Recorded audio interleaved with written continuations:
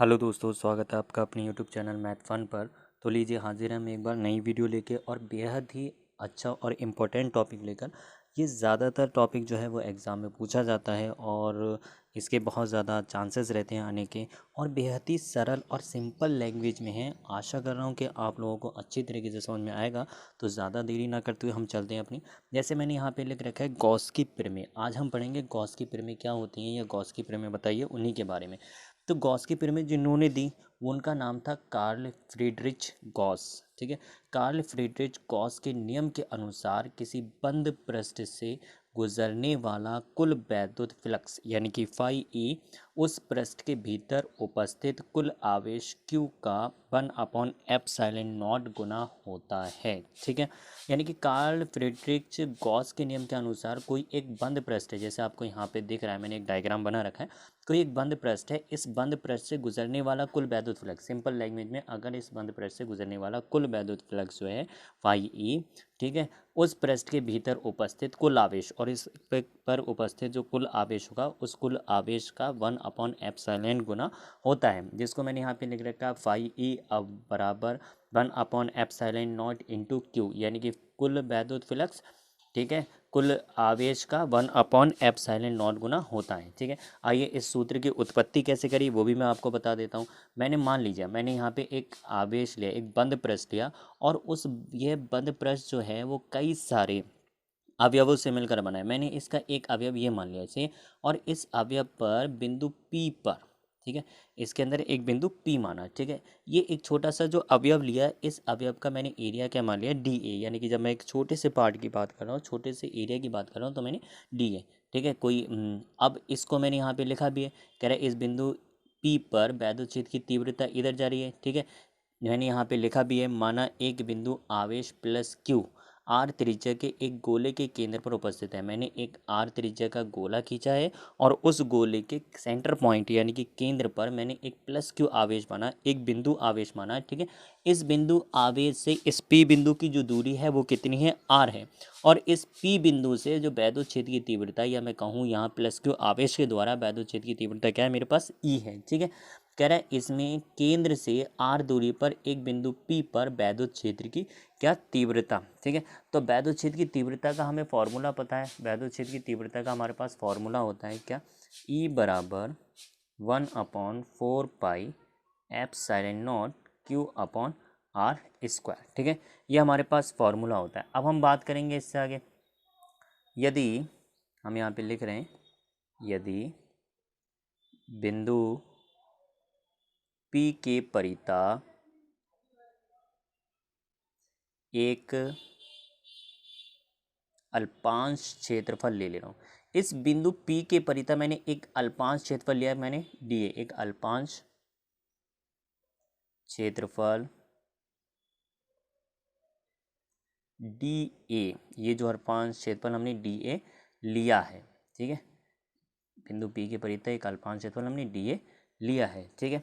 अब हमें क्या करना है, अब DA की दिशा जो होगी, ठीक है, जो DA की दिशा होगी, ये DA की जो डायरेक्शन होगी, दिशा जो होगी, वो विद्युत क्षेत्र की दिशा की, यानी कि E की दिशा की ओर है। ठीक है। तब तब अगर इस वाले एरिया की अगर मैं बात करूँ, ये जो अल्पांश एरिया हमने DA माना है, इस DA की दिशा विद्युत क्षेत्र की दिशा में है, तो दोनों के बीच का कोण कितना होगा, तब हमें पता है थीटा इज इक्वल टू हमें कितना मिलेगा, 0 डिग्री। और जब theta is equal to 0 degree मिला, तब तब अल्पांश क्षेत्रफल DA पर वैद्युत फ्लक्स निकाल ले रहे हैं, वैद्युत फ्लक्स। तो इस अल्पांश एरिया पर, इस छोटे वाले एरिया पर हमें क्या निकालना है, वैद्युत फ्लक्स निकालना है। और हम जानते हैं वैद्युत फ्लक्स का हमारे पास फॉर्मूला होता है D। जब अल्पांश एरिया है तो अल्पांश ही वैद्युत फ्लक्स होगा, तो मैंने D लगा दिया। फॉर्मूला होता है E into A into cos theta होता है। देखिए फाई बराबर ई इंटू ए इंटू कॉस थीटा होता है। जब अल्पांश एरिया लिया तो अल्पांश वैद्युत फ्लक्स आएगा, ई इंटू अल्पांश एरिया और इंटू कॉस थीटा। थीटा की वैल्यू हमारे पास कितनी बता रहा है, 0 डिग्री। तो थीटा बराबर मैं यहाँ पे क्या पुट कर दूंगा, 0 डिग्री। तो d phi E is equal to E into d A into कितना हो गया मेरे पास, कॉस 0 डिग्री। और कॉस 0 डिग्री का मान कितना होता है, डी फाई ई बराबर ई इंटू डी ए, और इसका मान होता है 1। ठीक है, अब हम इसको और सॉल्व करा लें। डी फाई ई बराबर ई इंटू डी ए आ गया, जिसको मैंने माना समीकरण 1 से। इसको मैंने क्या मान लिया, समीकरण 1 मान लिया। हमारे पास समीकरण 1 आई, डी फाई ई बराबर ई डी ए, समीकरण 1 आ गया। ठीक है, अब ये तो हमने निकाला, ये हमने छोटे से अल्पांश एरिया यानी कि डी ए पर जो वैद्युत फ्लक्स था वो हमारे पास क्या था, डी फाई ई बराबर ई इंटू डी ए। अब हम बात कर रहे हैं संपूर्ण पृष्ठ पर। ये जो संपूर्ण पृष्ठ है, इस संपूर्ण पृष्ठ पर हम निकाल ले रहे हैं। तो संपूर्ण पृष्ठ पर जब हम निकालेंगे तो हम लिख रहे हैं अतः संपूर्ण पृष्ठीय पर गुजरने वाला वैद्युत फ्लक्स।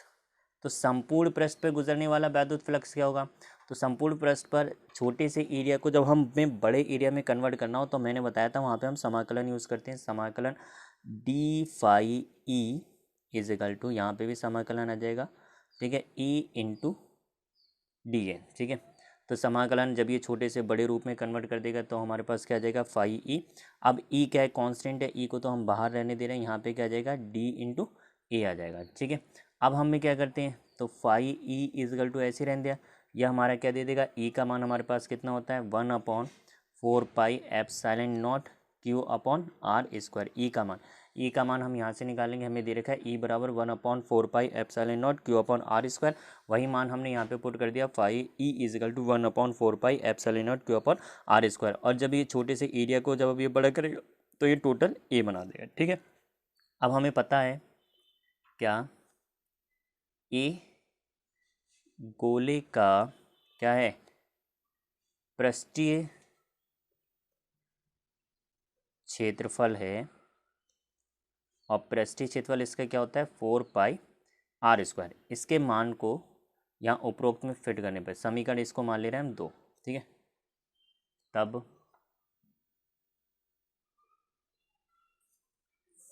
समीकरण 2 से, समीकरण 2 phi E is equal to 1/4 pi epsilon not Q upon are square into 4 pi r square. तो देखिए आर स्क्वायर से आर स्क्वायर हमारे पास कट जाएगा। ठीक है, 4 से 4 कट जाएगा, पाई से पाई कट जाएगा, तो हमारे पास क्या बचेगा, phi E is equal to 1/एप्सिलॉन नॉट इंटू क्यू आ गया। सही है, यही चीज़ हमें प्रूफ करनी थी, क्या कि गॉसी प्रमेय क्या होती हैं, गॉसी प्रमेय हमेशा निकाली जाती है कि किसी बंद पृष्ठ पर गुजरने वाला कुल वैद्युत फ्लक्स जो है वो कुल आवेश का 1/एप्सिलॉन नॉट गुना होता है। ठीक है, आशा कर रहा हूँ कि आपको ये जो डेरिवेशन है वो बहुत अच्छी तरीके से समझ में आया होगा। ठीक है, यही चीज़ हमारी क्या है, यही गॉसी प्रमेय, इसी को ही बोलते हैं, यही गॉस की प्रमेय है। ठीक है, इसके बाद कुछ बेहद इंपॉर्टेंट पॉइंट रहते हैं गॉस की प्रमेय के लिए, उन पॉइंटों को या उन पॉइंटों पर थोड़ी चर्चा कर ले रहे हैं। चलिए आइए देखते हैं उन पॉइंटों को भी हम, कि कुछ महत्वपूर्ण बिंदु लिख रखे हैं और जो कि गॉसियन पृष्ठ के बारे में जानने के लिए, गॉसियन प्रमेय के बारे में जानने के लिए बेहद इंपॉर्टेंट रहते हैं। उन्हीं पॉइंटों को हम समझ ले रहे हैं। महत्वपूर्ण बिंदु मैंने यह लिख रखे हैं, कह रहा है यदि गॉसियन पृष्ठ के बाहर स्थित आवेश, यानी कि गॉसियन पृष्ठ वो था जैसे हमने ये जो इस पे बनाया था, ये हमारे पास गॉसियन पृष्ठ था। इस गॉसियन पृष्ठ की बात कर रहा है, कह रहा है क्या, यदि गॉसियन पृष्ठ के बाहर स्थित आवेश के कारण गॉसियन पृष्ठ में आगत या निर्गत फ्लक्स समान होता है, यानी कि बाहर स्थित आवेश के कारण आगत या यानी कि जो आता है या जाता है फ्लक्स जो होगा वो कैसा होगा, समान होगा, अतः नेट फ्लक्स क्या होगा, 0 होता है। ठीक है, दूसरा पॉइंट है गॉसियन फ्लक्स गॉसियन पृष्ठ पर निर्भर नहीं करता, यानी कि फ्लक्स जो है वो गॉसियन पृष्ठ पर निर्भर नहीं करता है पूर्ण तरीके से। तीसरा है फ्लक्स गॉसियन पृष्ठ में आवेश की स्थिति पर निर्भर नहीं करता है, यानी कि फ्लक्स जो है वो गॉसियन पृष्ठ में आवेश की स्थिति पर भी निर्भर नहीं करता है। कहीं भी आवेश हो सकता है, इधर भी हो सकता है, इधर भी हो सकता है, इधर भी हो सकता है, इधर भी हो सकता है, बीच में भी हो सकता है, कहीं भी आवेश हो उससे कोई मतलब नहीं है। तीसरा कह रहा है फ्लक्स गॉसियन पृष्ठ के आकार पर भी निर्भर नहीं करता है, यानी कि गॉसियन पृष्ठ का आकार गोलाकार भी हो सकता है, आयताकार भी हो सकता है, त्रिभुजाकार भी हो सकता है, कैसे भी आकार हो वो उस पर निर्भर नहीं करता है। तो ये 4 पॉइंट थे, ठीक है, गॉसियन पृष्ठ के महत्वपूर्ण बिंदु थे। ठीक है, आशा कर रहे हैं कि आपको ये पॉइंट भी समझ में आए होंगे। चलिए फिर मिलते हैं अपनी नेक्स्ट वीडियो में इसी के साथ। धन्यवाद।